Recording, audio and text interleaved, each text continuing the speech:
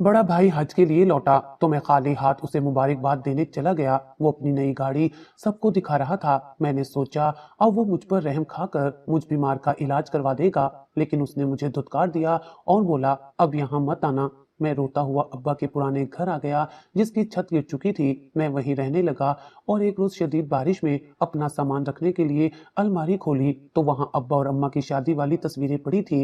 मैं खुश होकर उन्हें देखने लगा, लेकिन मेरा कलेजा मुंह को आ गया क्योंकि अब्बा के साथ बैठी दुल्हन तो मेरा नाम दाऊद है। हम दो भाई थे और एक हमारी बहन थी। माँ कई साल पहले फोत हो गई थी। मेरा भाई और बहन दोनों मुझसे बड़े थे। बचपन से ही मैंने नोट किया था अब्बा भाई और बहन के साथ बहुत प्यार करते और मुझे ऐसे देखते जैसे मैं उनकी सौतेली औलाद हूँ। बड़ी बहन की शादी अब्बा ने धूमधाम से की और वो शादी के बाद अपने शोहर के साथ बैरून मुल्क चली गई। मैं उस वक्त 12 साल का था जब एक अजीब सी बीमारी ने मुझे आन घेरा। मैं अक्सर बीमार रहने लगा और मेरी हड्डियों में बहुत दर्द रहता। अब्बा मुझे दवाई ले देते और कहते बेटा तू जल्द ठीक हो जाएगा, लेकिन ये बीमारी थी कि खत्म होने का नाम ही नहीं ले रही थी। एक दिन डॉक्टर की बात पर मैं हैरान रह गया जब डॉक्टर बोला ये बीमारी कोई आम बीमारी नहीं है, आपको इस बच्चे पर खास तवज्जो देनी होगी। उस दिन अब्बा ने मुझे अपनी झोली में बिठाकर प्यार किया और कहा तू बहुत जल्द ठीक हो जाएगा। ये पहली बार था जब अब्बा ने मुझे इस तरह से प्यार किया था। बीमारी की वजह से मेरी तालीम अधूरी रह गई थी। अब्बा मेरा एक बड़े डॉक्टर से इलाज करवा रहे थे, लेकिन एक दिन मुझ पर कयामत बनकर टूटा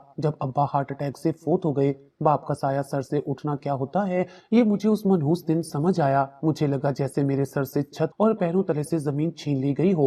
मैं इस दुनिया में बिल्कुल तन्हा और बेसहारा हो गया था। बहन दूसरे मुल्क में वीजे की मजबूरियों की वजह से वक्त पर ना पहुंच सकी। भाई ने अब्बा के कफन दफन का इंतजाम किया। वो 2-3 दिन तो घर पर रहे, लोगों के सामने रोते भी रहे, अफसुर्दा भी नजर आए, मगर उसके बाद वो दोबारा अपने कारोबार और दुनियादारी में ऐसे मगन हो गए जैसे कुछ हुआ ही ना हो। अब्बा के जाने के बाद मेरी जिंदगी जहन्नुम का नमूना बन गई। अब मेरी दवाओं और डॉक्टर का खर्चा भाई को उठाना था जो उन पर पहाड़ जितना भारी था। शुरू के कुछ दिन तो खामोशी रही, लेकिन फिर घर में खुसर फुसर और तानों का सिलसिला शुरू हो गया। मेरी दवाइयां खत्म हो चुकी थी और मेरी तबीयत तेजी से बिगड़ रही थी। मैंने बहुत हिम्मत जमा करके अपनी इज्जत नफ्स को मारकर भाभी से बात की। भाभी मेरी दवाई खत्म हो गई है, मैंने कल भी नागा किया था, भाई से कहें कि आज वापसी पर दवाई ला दे। भाभी ने माथे पर तेवरी चढ़ाकर मेरी तरफ देखा और बर्तन जोर से सिंक में पटकते हुए बोली तुम्हारे भैया के पास कोई कानून का खजाना नहीं है जो तुम पर लौटाते रहे। पहले ही कारोबार मंदी का शिकार है, ऊपर से तुम्हारी ये रोज रोज की नई फरमाइशें। इतनी महंगी दवाइयां कहां से आएंगी, क्या घर बेच दें? लेकिन भाभी डॉक्टर ने कहा है कि नागा नहीं करना वरना इन्फेक्शन फैल जाएगा और तबीयत ज्यादा खराब हो जाएगी। मैंने लजाजत से तकरीबन रोते हुए कहा तो मैं क्या करूं, खुद कमाओ और अपनी दवाइयां खरीदो। सारा दिन नवाबों की तरह चारपाई तोड़ते रहते हो और बस फरमाइशें करते हो, हट्टे कट्टे हो, कुछ काम क्यों नहीं करते? भाभी के अल्फाज मेरे दिल पर जहर बुझे तीर की तरह लगे। मैं हट्टा कट्टा, मैं तो चलने से भी लाचार था। मैं अपनी सेहत की वजह से मजबूर और बेबस था। मैं 9वीं क्लास का तालिब इल्म था। मैं तो पढ़ना चाहता था, लेकिन इतना कमजोर हो चुका था कि स्कूल जाने की भी हिम्मत नहीं रही थी। घर में चारपाई पर पड़ा मैं सारा दिन खाली छत को घूरता रहता। दिसंबर की सर्दी का मौसम शुरू हो चुका था। मेरे कमरे में हीटर तो दूर की बात, ओढ़ने के लिए मुनासिब मोटा कंबल भी नहीं था। बुखार की शिद्दत और कमरे की यख बस्ता हवा ने मिलकर मेरे जिस्म को निचोड़ लिया था। मुझे जरा सी भी हरारत महसूस नहीं हो रही थी। दांत कटकटा रहे थे और मैं हसरत से दरवाजे की तरफ देख रहा था कि शायद भाई को मेरा ख्याल आ जाए, शायद उन्हें अब्बा का वादा याद आ जाए। शाम के वक्त घर के बाहर एक नई गाड़ी के हारन की जोरदार आवाज आई, पां पां। मैंने कांपते हाथों से अपने पतले से कंबल को अपने गिर्द लपेटा और दीवार का सहारा लेकर घसीटते हुए कमरे से बाहर निकला। भाई घर में दाखिल हो रहे थे। उनके चेहरे पर खुशी की ऐसी चमक और गरूर था जो मैंने अरसे से नहीं देखा था। उनके हाथ में मिठाई का एक बहुत बड़ा और महंगा डिब्बा था। अरे सुनती हो, कहाँ हो, सब जल्दी बाहर आओ। भाई ने जोश और वलवले से आवाज लगाई। भाभी किचन से हाथ पोंछती हुई जल्दी से बाहर निकली और भाई के चेहरे की खुशी देखकर वो भी मुस्कुरा दी। क्या बात है जी, आज तो बड़े खुश नजर आ रहे हैं, चेहरा भी तमतमा रहा है, खैर तो है? भाभी ने चहकर उम्मीद भरी नजरों से पूछा। भाई ने मिठाई का डब्बा उनकी तरफ बढ़ाया और फखर से सीना चौड़ा करके कॉलर ठीक करते हुए बोले, मुंह मीठा करो बेगम और शुक्र अदा करो, मैंने नई गाड़ी खरीद ली है, बिल्कुल ब्रांड न्यू टॉप मॉडल, बाहर खड़ी है, देखो जरा इसकी चमक। ये सुनकर मेरी आंखें फटी की फटी रह गई। मेरा दिमाग सुन्न हो गया। जिस भाई के पास मेरी जिंदगी बचाने वाली दवाई के लिए चंद हजार रुपए नहीं थे, जो कारोबार में मंदी का रोना रोते थे, उसने आज लाखों की गाड़ी खरीद ली थी। मेरे पैरों तले गले से जमीन निकल गई। मुझे यकीन नहीं आ रहा था कि ये वही भाई है जिसे अब्बा ने मेरी जिम्मेदारी सौंपी थी। भाभी ने खुशी से ताली बजाई और डब्बा खोलकर एक बड़ा सा लड्डू भाई के मुंह में ठूंस दिया। वाह जी वाह, ये तो बहुत बड़ी खुशखबरी है, मुबारक हो आपको। नजर ना लगे मेरी गाड़ी को। भाभी की खुशी देखने वाली थी। वो भूल गई थी कि सहन के कोने में कोई मौत और जिंदगी की कश्मकश में खड़ा है। मैं अपनी जान जिस्म के साथ घसीटता हुआ आहिस्ता आहिस्ता कदम बढ़ाता भाई के पास गया। मेरी हिम्मत जवाब दे रही थी, मगर मुझे अपनी जिंदगी की भीख मांगनी थी। भाई, मेरी नहीफ और लरसती हुई आवाज उनके कहकों और खुशी के शोर में दब गई। भाई ने मुड़कर मेरी तरफ देखा तो उनकी मुस्कुराहट फौरन गायब हो गई और माथे पर नागवारी के बल पड़ गए। क्या है, अब तुम्हें क्या तकलीफ है? रंग में भंग डालने आ गए हो? भाई का लहजा फौरन सख्त और रूखा हो गया। भाई, मेरी दवाइयां खत्म हो चुकी हैं, कई दिन से नागा हो रहा है, खुदारा मुझे दवाई के लिए पैसे दे दे। मेरी हालत बहुत खराब है, मुझे लग रहा है मैं नहीं बचूंगा। मैंने हाथ जोड़कर आंखों में आंसू लिए मिन्नत की। भाई ने हिकारत से मुझे ऊपर से नीचे तक देखा, जैसे मैं कोई भिखारी हूँ। मेरे पास पैसे नहीं है, मैंने अभी अभी गाड़ी खरीदी है, सारा कैश उसमें लग गया है और अभी उसकी किस्तें भी देनी है। किस्तों पर ली है मैंने ये गाड़ी। मेरे सर पर इतना बोझ है, गाड़ी की रजिस्ट्रेशन, इंश्योरेंस और तुम्हें अपनी फजूल दवाई की पड़ी है। भाई ने बिना किसी शर्मिंदगी के साफ इनकार कर दिया। मेरी आंखों में आंसू तैरने लगे। बेबसी ने मुझे घेर लिया। भाई, लेकिन अब्बा तो आपने उनसे वादा किया था। अभी मैंने इतना ही कहा था कि भाभी जो लड्डू खा रही थी बीच में बोल पड़ी, बस बस, अब्बा का नाम लेकर जज्बाती मत करो। ये खुद हट्टा कट्टा जवान है, क्या खुद नहीं कमा सकता? बस बहाने हैं काम चोरी के, जो आपके पैसों पर अयाशी करना चाहता है। बीमारी का तो बस ड्रामा रचाया हुआ है ताकि मुफ्त की रोटियां तोड़ सके। भाभी के अल्फाज जहन में बुझे हुए थे। मैं हैरान था कि कोई औरत जो खुद माँ है इतना पत्थर दिल कैसे हो सकती है। भाई मेरी तरफ देखकर मजीद तलखी से बोले, देख छोटे, सुन लिया तूने, सच में मेरे पास कोई फालतू पैसा नहीं है। तुम्हारे सामने गाड़ी खरीद लाया हूँ, अब इसका पेट्रोल और किस्तें पूरी करूँ या तुम्हारे इलाज के नखरे उठाऊं? अगर जिंदा रहना है तो खुद कुछ करो। अगले ही दिन मैंने देखा कि भाई भाभी और बच्चों को लेकर उस नई गाड़ी में एसी चलाकर शॉपिंग पर जा रहे हैं। जब वो शाम को आए तो उनके हाथों में ब्रांडेड शॉपिंग बैग का ढेर था। भाभी बच्चों के लिए नए महंगे कपड़े और खिलौने लाई थी। भाई अपने लिए महंगी घड़ी और जूते लाए थे। ये सब देखकर मुझे बहुत दुख हुआ। मेरा दिल खून के आंसू रो रहा था, मेरा जिस्म मेरा साथ छोड़ रहा था। मुझे लगा अब मेरी मौत करीब है, इस घर में मेरे लिए कोई जगह नहीं बची। उस रात मुझे सर्दी की शिद्दत इतनी ज्यादा महसूस हुई कि बर्दाश्त से बाहर हो गया। मेरा जिस्म बर्फ की सील बन रहा था। मैंने कांपते हुए अपने पुराने जंग आलूद संदूक को खोला ताकि कुछ गर्म पहनने को मिल सके। वहां मुझे सबसे नीचे दबा हुआ अपना एक पुरानी जर्सी मिली जो अब्बा ने मुझे 3 साल पहले ईद पर लाकर दी थी। उस जर्सी को देखते ही अब्बा की याद तड़पा गई। वो जर्सी अब मुझे काफी छोटी हो चुकी थी और कोनियों से जगह जगह से घिस भी गई थी, लेकिन मेरे पास इसके सिवा कोई चारा नहीं था। अब्बा की मौत से पहले भी मैं अक्सर यही पहनता था। इसमें अब्बा की खुशबू और उसकी मोहब्बत की हरारत महसूस होती थी। मैंने कांपते हुए वो तंग और छोटी जर्सी सर से गुजारी। वो मेरे जिस्म पर बुरी तरह कस गई थी। सांस लेना दुश्वार हो रहा था, लेकिन मुझे सर्दी से बचने का यही एक आखिरी सहारा था। मैंने अपने ठठरते नीले पड़ते हाथों को सर्दी से बचाने के लिए जर्सी की जेब में हाथ डाला। जैसे ही मैंने दाईं जेब में हाथ डाला, मेरी उंगलियों से कोई सख्त, सर्द और धाती चीज टकराई। मैं चौंक गया। ये क्या है? मैंने मुट्ठी बंद की और हाथ बाहर निकाला। मेरी हथेली पर 2 छोटी छोटी चाबियां पड़ी थी और साथ ही कागज की एक पुरानी मुड़ी हुई पर्ची भी बाहर आ गई। मैं हैरत और सख्ते के आलम में उन चाबियों को देखने लगा। मैंने तो उस जर्सी में कभी चाबियां नहीं डाली थी और ना ही ये घर के किसी ताले की थी। फिर ये कहां से आई? मैंने कांपते हाथों से वो पर्ची खोली। उस पर शहर से बाहर एक अनजाना एड्रेस लिखा हुआ था और नीचे अब्बा की लरसती हुई जानी पहचानी लिखाई में एक तहरीर थी, दाऊद बेटा, जब तुम पर ये घर तंग होने लगे तो तुम इस पते पर चले जाना, वहां तुम्हारे लिए एक बहुत बड़ा इनाम तुम्हारा मुंतजिर है। मैं हक्का बक्का रह गया। ये क्या मामला था? अब्बा ने ये कब लिखा और ये चाबियां किस चीज की हैं? क्या अब्बा जानते थे कि मेरे साथ ये सब होने वाला है? मेरे दिमाग में हजारों सवाल आंधी की तरह गर्दिश करने लगे, मगर एक बात तय थी कि ये अब्बा का मेरे लिए कोई आखिरी पैगाम था। अंधेरे समंदर में डूबते हुए को तिनके का सहारा मिल गया था, एक ऐसी उम्मीद की किरण जो मुझे इस अंधेरे और जिल्लत से निकाल सकती थी। मैंने वो पर्ची मुट्ठी में भींच ली और फैसला कर लिया। मैंने फैसला किया कि मैं इस पत्ते पर जाऊंगा, शायद वहां मेरे लिए कोई ऐसा सहारा हो जो मुझे इस जिल्लत की जिंदगी से निजात दिला सके। मैंने अपने कमजोर और लरसते हुए जिस्म को बामुश्किल खड़ा किया। टांगों में जान नहीं थी, मगर उम्मीद की एक किरण ने मुझे सहारा दे रखा था। मैं खामोशी से घर से निकला। भाई और भाभी अपने कमरे में थे और उनकी बातों की आवाजें आ रही थी। शायद वो अपनी नई गाड़ी और मुस्तकबिल के मंसूबों पर बात कर रहे थे। मैंने एक नजर उस घर पर डाली जहां मेरा बचपन गुजरा था और फिर दरवाजा खोलकर बाहर निकल आया। बाहर सर्दी शदीद थी। मैंने रिक्शे والے को हाथ दिया। ये पता कहाँ का है भाई? मैंने पर्ची रिक्शे वाले की तरफ बढ़ाई। रिक्शे वाले ने पर्ची को गौर से देखा और फिर मुझे सर से पांव तक देखा। मेरी हालत गैर हो रही थी। बेटा, ये तो शहर से बाहर पुराने इलाके का पता है, वहां तक जाने के पैसे ज्यादा लगेंगे, उसने रूखे लहजे में कहा। मेरे पास बस यही चंद 100 रुपए हैं चचा, मेरी मदद कर दे, मुझे वहां जाना बहुत जरूरी है। मैंने अपनी मुट्ठी खोलकर उसे दिखा दी, पर रिक्शे वाले ने कुछ लम्हे सोचा, फिर शायद उसे मेरी हालत पर तरस आ गया। अच्छा बेटा बैठ जाओ, अल्लाह मालिक है, उसने इशारा किया। सफर तवील और थका देने वाला था। ठंडी हवा रिक्शे के पर्दों से अंदर आ रही थी और मेरी हड्डियों में घुस रही थी। मैंने अपनी पुरानी जर्सी और कसकर लपेट ली। ये जर्सी अब्बा की निशानी थी और अब यही मेरा वाहिद मुहाफिज थी। तकरीबन 1 घंटे के सफर के बाद रिक्शा एक पुरानी और खामोश कॉलोनी में रुक गया था। ये लो बेटा, तुम्हारा पता आ गया है। रिक्शे वाले ने एक मकान की तरफ इशारा किया। मैं रिक्शे से उतरा और किराया अदा करके उस मकान के सामने खड़ा हो गया। ये एक छोटा सा मगर पुख्ता मकान था। दीवारों का प्लस्तर कहीं कहीं से झड़ चुका था और गेट पर जंग लगा हुआ था, मगर ये मकान वीरान होते हुए भी एक अजीब सी अपनायत का एहसास दिला रहा था। मैंने दरवाजे पर लगा बड़ा सा ताला देखा। मेरे दिल की धड़कन तेज हो गई। क्या ये चाबी वाकई इस ताले की है? मैंने कांपते हाथों से चाबी निकाली। मेरे हाथ इतनी शिद्दत से कांप रहे थे कि चाबी ताले के सुराख तक ले जाना मुश्किल हो रहा था। या अल्लाह मेरी मदद करना। मैंने ज़ेरे लब दुआ मांगी और चाबी ताले में घुमाई। एक क्लिक की आवाज आई और ताला खुल गया। मेरे आंसू बेअख्तियार बहने लगे। ये घर मेरे अब्बा ने खरीदा था मेरे लिए। वो जानते थे कि मेरे साथ क्या होने वाला है। मैंने गेट खोला और अंदर दाखिल हुआ। सहन में सूखे पत्ते बिखरे पड़े थे और मिट्टी की तहें जमी हुई थी। मैंने मकान का जायजा लिया।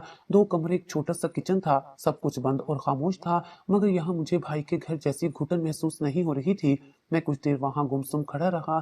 मुझे समझ नहीं आ रहा था कि मैं खुश हूँ या रोऊं। मैंने दोबारा ताला लगाया और वहीं से एक रिक्शा लेकर वापस भाई के घर की तरफ रवाना हो गया। जब मैं घर पहुंचा तो शाम गहरी हो चुकी थी। घर में दाखिल होते ही मुझे माहौल में एक अजीब सा तनाव महसूस हुआ। ड्राइंग रूम में भाई गुस्से से टहल रहे थे और भाभी सोफे पर बैठी किसी गहरी सोच में गुम थी। जैसे ही भाई की नजर मुझ पर पड़ी, वो मेरी तरफ लपके। उनकी आंखों में खून उतर आया था। कहाँ दफा हो गए थे तुम सुबह से, और ये क्या बकवास है? भाई ने मेरे मुंह पर कुछ कागजात दे मारे। मैं घबरा गया। मैंने नीचे गिरने वाले कागजात को उठाया। ये उसी मकान के कागजात थे जो मैं अभी देख कर आया था। मेरा दिल दहल गया। भाई को ये कागजात कहाँ से मिले? भाई ये तो, मेरी जुबान लड़खड़ा गई। हाँ हाँ, ये तो अब्बा की वो चोरी है जो उन्होंने मुझसे छुपाई थी। भाई ने जोर से मेज पर मुक्का मारा। मैं आज अब्बा के कमरे में कुछ पुरानी फाइल्स ढूंढ रहा था कि मुझे उनके ट्रंक से ये कागजात मिले। देखो जरा, अब्बा ने चुपके से पूरा मकान तुम्हारे नाम कर दिया था। मेरे साथ इतना बड़ा धोखा। सारी जिंदगी कमाई मैंने की, कारोबार मैंने संभाला, और सिला क्या मिला कि जायदाद इसने कट्टू के नाम कर दी। भाई का लहजा जहर आलूद था। नहीं भाई, ऐसी बात नहीं है। अब्बा आपसे बहुत प्यार करते थे। ये तो शायद उन्होंने मेरी बीमारी की वजह से। मैंने सफाई देने की कोशिश की। बकवास बंद करो, अपनी बीमारी का तो बस बहाना था। तुम और अब्बा दोनों मिले हुए थे। मैं बेवकूफ था जो समझता रहा कि अब्बा मेरे साथ मुखलिस हैं। उन्होंने मेरी कमाई से चोरी छुपे पैसे निकाल कर ये मकान खरीदा और मुझे कानो कान खबर न होने दी। भाई ने मेरा गिरेबान पकड़ लिया। मैं कमजोरी की वजह से उनके हाथों में झूल गया। देखो दाऊद, मुझे अब इस घर में तुम्हारी मनहूस शक्ल बर्दाश्त नहीं है। चूंकि अब्बा ने तुम्हारा बंदोबस्त कर दिया है और मेरे साथ बेईमानी की है, तो अब मेरा इस घर पर पूरा हक है। इस घर की एक एक ईंट मेरी मेहनत की कमाई से लगी है। भाई ने मुझे झटका देकर पीछे धकेला। भाभी जो अब तक खामोश तमाशा देख रही थी, अब बोल पड़ी। ठीक कह रही हैं आप, उसने और उसके बाप ने हमें बेवकूफ बनाया।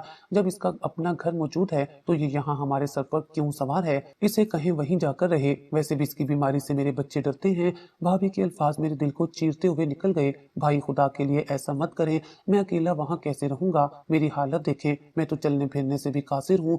मैंने रोते हुए भाई के पाँव पकड़ने की कोशिश की। ये तुम्हारा मसला है। जब मकान अपने नाम करवाते हुए शर्म नहीं आई तो वहाँ रहने में कैसी शर्म? निकलो मेरे घर से अभी और इसी वक्त। भाई ने बेरहमी से मुझे ठोकर मारी। मुझे यकीन नहीं आ रहा था कि ये वही भाई हैं जिनके कंधों पर बैठकर मैंने बचपन गुजारा था।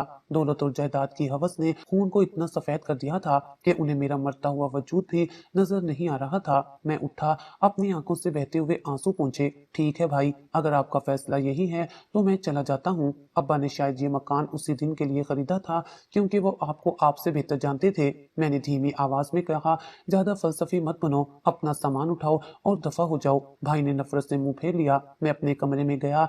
मेरा सामान ही क्या था, चंद पुराने कपड़े और अब्बा की कुछ निशानियां। मैंने एक छोटे से बैग में अपने कपड़े डाले। उस घर के दरो दीवार मुझे हसरत से दिख रहे थे। यहाँ मैं पला बढ़ा था, लेकिन आज ये घर मुझे अजनबी लग रहा था। मैंने बैग कंधे पर लटकाया और बाहर आ गया। भाई और भाभी अब भी ड्राइंग रूम में बैठे थे, लेकिन किसी ने मुड़कर मुझे नहीं देखा। मैंने आखिरी बार उस घर को देखा और दरवाजे से बाहर निकल आया। बाहर अंधेरा छा चुका था। सर्दी पहले से ज्यादा बढ़ गई थी। मेरा जिस्म बुखार से तप रहा था और टांगे कांप रही थी, लेकिन अब मेरे पास कोई और ठिकाना नहीं था। मैंने सड़क पर आकर एक रिक्शा रोका।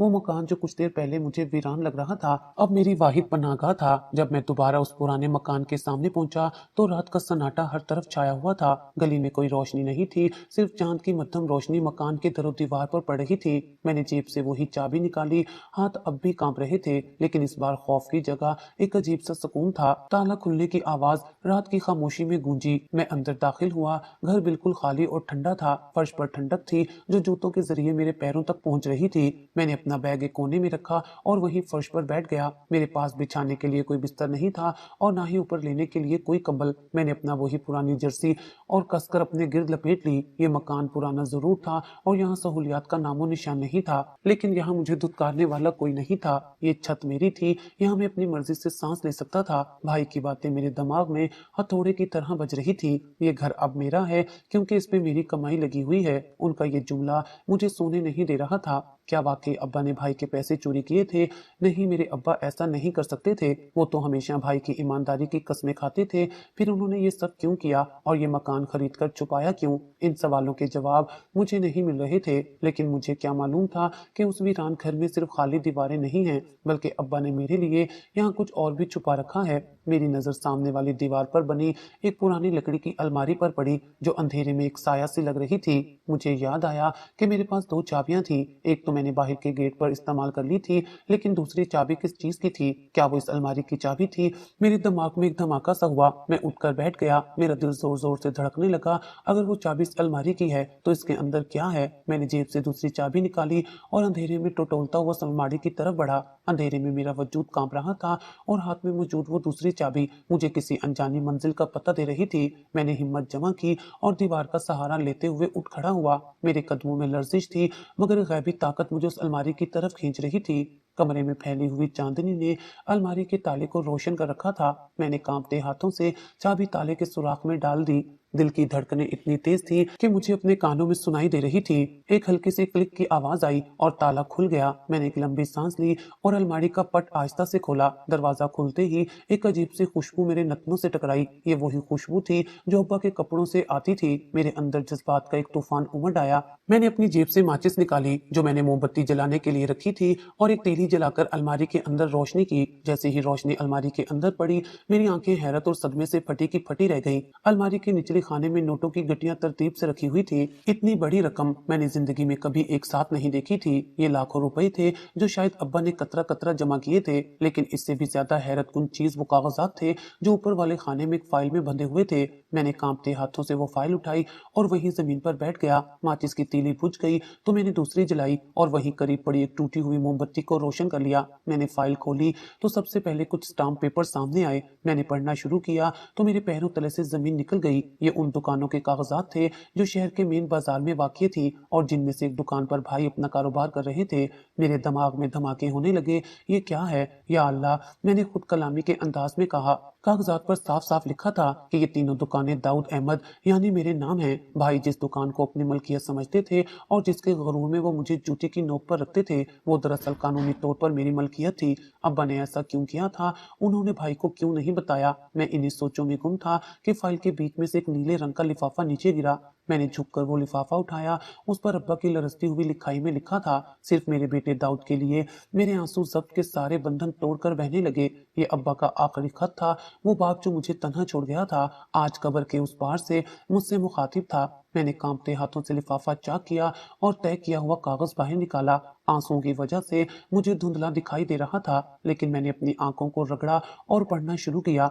मेरे प्यारे बेटे दाऊद, अगर तुम ये खत पढ़ रहे हो तो इसका मतलब है कि मैं अब इस दुनिया में नहीं हूँ और तुम इस घर में पहुंच चुके हो जो मैंने तुम्हारे लिए छुपाया था। मुझे माफ कर देना बेटा कि मैंने तुम्हें भाई और भाभी के रहमो करम पर छोड़ा, लेकिन मेरे पास इसके सिवा कोई चारा नहीं था। मैं जानता हूँ कि तुम्हारे दिल में बहुत से सवाल होंगे कि मैंने ये सब छुप कर क्यों किया। बेटा, मैं एक बाप हूँ और बाप अपनी औलाद की रग रग से वाकिफ होता है। मैं तुम्हारे भाई की नीयत को पहले ही भांप गया था।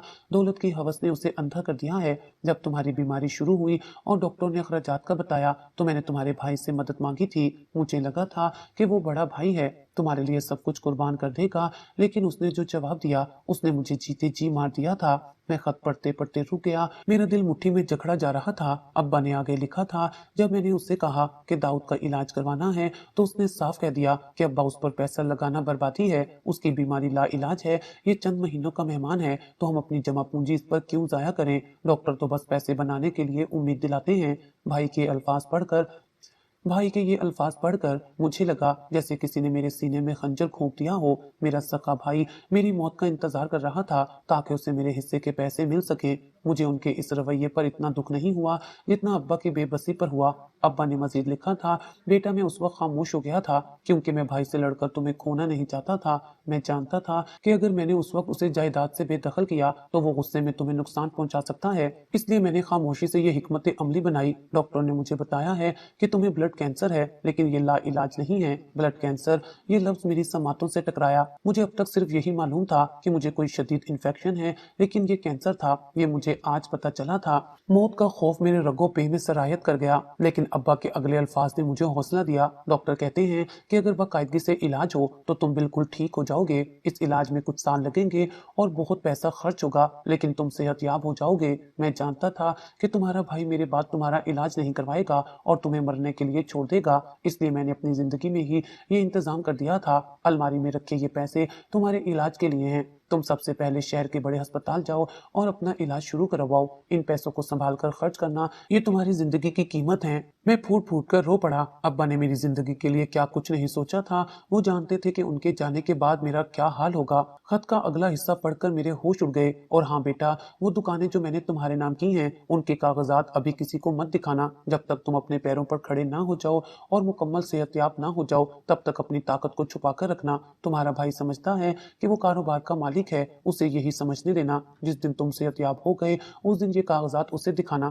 ताकि उसे मालूम हो सके कि जिस भाई को उसने बोझ समझा था वही दरअसल उसके रिस्क का मालिक है। मैंने खत सीने से लगा लिया। अब्बा की दानिशमंदी और मोहब्बत ने मुझे हैरान कर दिया था, लेकिन अभी सदमे की आखिरी किस्त बाकी थी। फाइल के आखिर में कुछ पुरानी मेडिकल रिपोर्ट्स पड़ी थी। मैंने सोचा शायद ये मेरी पुरानी रिपोर्ट्स हैं, लेकिन जब मैंने नाम पढ़ा तो वहां मेरा नहीं बल्कि अब्बा का नाम लिखा था। ये अब्बा की रिपोर्ट्स क्यों हैं? मैंने हैरत से रिपोर्ट्स खोली। तारीखें 2 साल पुरानी थी। रिपोर्ट के ऊपर बड़े बड़े अल्फाज में लिखा था, ब्रेन ट्यूमर एडवांस स्टेज। मेरे हाथों से कागज छूट कर गिर गए। कमरे में खोलनाक खामोशी छा गई। मेरे अब्बा को ब्रेन ट्यूमर था। उन्होंने कभी जिक्र नहीं किया, कभी उफ तक नहीं की। मुझे याद आया कि अक्सर रातों को अब्बा सर पकड़कर बैठे रहते थे और जब मैं पूछता तो कहते थे कि बस थकावट है या गैस का दर्द है। मैंने जल्दी से रिपोर्ट के साथ मुंतकिल डॉक्टर का नोट पढ़ा। मरीज को फौरन ऑपरेशन की जरूरत है वरना जान को खतरा है। ऑपरेशन और इलाज के खर्चात 15 लाख रुपए। तारीख वही थी जब मेरी बीमारी की तशखीस हुई और अब्बा मुझे पहली बार अस्पताल लेकर गए थे। सब कुछ शीशे की तरह साफ हो गया। अब्बा के पास 2 रास्ते थे, या तो वो अपना ऑपरेशन करवाते या फिर मेरा इलाज शुरू करवाते। उनके पास इतनी रकम नहीं थी कि दोनों का इलाज हो सकता। उन्होंने अपनी जिंदगी के बदले मेरी जिंदगी का सौदा किया था। अब्बा आपने ये क्या किया? अब्बा, मैं धाड़े मार मार कर रोने लगा। खाली कमरे में मेरी आवाज गूंज रही थी, आपने मुझे बचाने के लिए खुद को मार दिया। आप दर्द सहते रहे, चुपचाप मौत की तरफ बढ़ते रहे ताकि मैं जी सकूं, और मैं नादान समझता रहा कि आप सिर्फ परेशान हैं। अब्बा जानते थे कि वो इस दुनिया में नहीं रहेंगे। वो जानते थे कि उनका ट्यूमर बढ़ रहा है और वो मौत के मुंह में जा रहे हैं, लेकिन उन्होंने अपना इलाज नहीं करवाया। उन्होंने वो सारे पैसे जमा किए, ये दुकानें बचाई, ये घर खरीदा और ये नकद रकम जोड़ी ताकि वो जब मर जाएं तो उनका बेटा इलाज करवा सके।